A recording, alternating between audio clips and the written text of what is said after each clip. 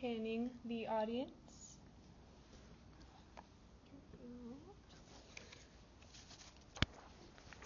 All right.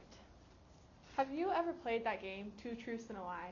You know that game where you tell a partner or a small group of people two things about yourself that are true and two things that are one thing that is a complete lie. For example, I could say, I have a little brother, I love French fries, and The Office is one of my favorite TV shows. Well, unless you know me pretty well, you probably won't be able to tell which one is the lie right off the bat. But in about 5 minutes, it might be a little bit easier for you. In fact, the information that I'm about to share with you will not only help you win silly party games, but could also help you in everyday life. I think that honesty is important, and so I decided to learn how to tell if somebody is lying to me, and I decided to share that information with all of you. So I will be telling you how to tell if somebody is deceiving you based on verbal and nonverbal cues.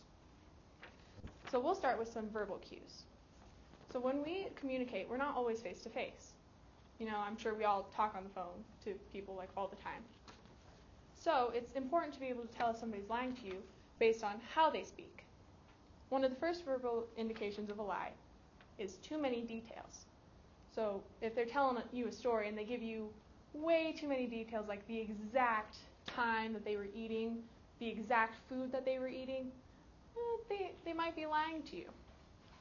Because having a solid alibi is one of the first ways to get away with a crime, right? Another verbal cue is non-contracted denial. So a lot of times when people lie, they don't use contractions. For example, in Bill Clinton's famous quote, "I did not have sexual relations with that woman," he used did not instead of didn't. Another verbal cue is long pauses and slow speaking. So people have to think of what their lie is going to be. So sometimes they'll talk slower, or they can pause for quite a few seconds before answering. The last verbal indication of a lie is a change in tone. So a lot of times when people lie, they will speak either in a tone that is a little bit higher than normal or a little bit lower than normal. A man named James Geary, who is a writer for Time magazine, says that a higher pitch can indicate excitement, while a lower tone is usually stress. Another man named Amir Liberman created a device called the Verticator, which boasts a 90% success rate in detecting lies over the phone by listening to the pitch. Now let's talk about some nonverbal cues. So I'm sure you've all heard that not making eye contact is a sign of a lie. Well, that's not the only one. Another nonverbal cue of lying is a lack of gesticulation. So a lot of times when we talk, we move our hands all over the place. I'm doing it right now. It's just what we do.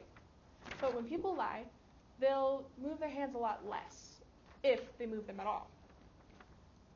Another nonverbal indication of a lie is microexpressions. So a lot of times, even if you don't mean to, your emotions can show on your face. And these are called microexpressions. One of the most common microexpressions is called duping delight. So after telling a lie, somebody might smile real big right after. It kind of shows that they got away with the lie. Another common microexpression is head shakes. So a lot of times people will shake their head contrary to what they're saying. For example, "I thought you did so great at your performance yesterday. It was absolutely amazing." See how that works? So, another nonverbal indication of a lie is a fake expression or emotion. So one of the hardest expressions to fake is genuine sadness. So as you can see on your paper, when you are actually sad, your eyebrows actually go up and your forehead gets all crinkled like the crying lady in the top picture. But the baby on the bottom doesn't have that.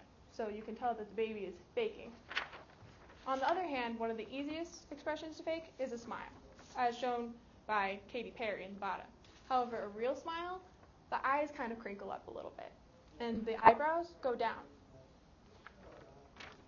Now then, I set out to inform all of you of how to tell if somebody is lying to you based on verbal and nonverbal cues. You can listen for verbal cues like long pauses or non-contracted denial, or too many details, or a change in tone. You can also look for nonverbal indications, like a lack of hand movement, microexpressions, or fake expressions. But remember, just because somebody displays these behaviors does not mean they're lying. So make sure you get the facts before you go accusing everybody. And the end pan of the audience.